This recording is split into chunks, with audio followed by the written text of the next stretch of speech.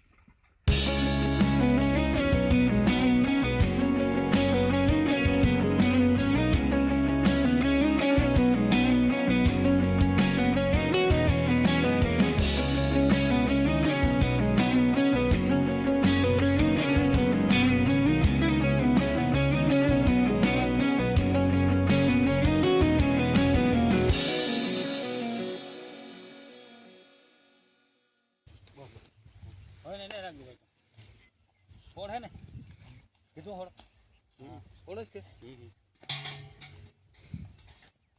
हमने ताकि हम फेरी ले डोरी आवा दे ओरी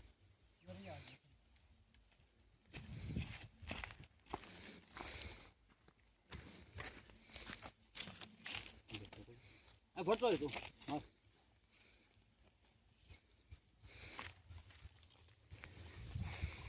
ए तो साइज नु ली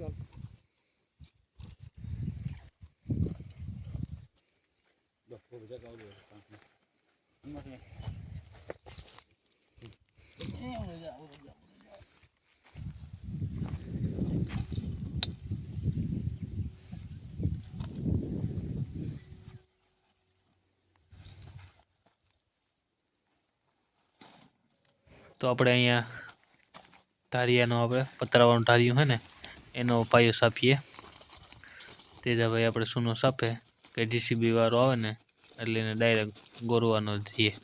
આ રીતના સૂનો સાપીએ ને એમાં જીસીબી આગળ આવવાનો હે, પાયો સાપવાનો. અટાણે આ બધું કમ્પ્લીટ થઈ ગયું. જો આ રીતના આપણો આખો પ્લાન હે. 2 રૂમ, ઓસરી, અહીંયા હે રહોડું.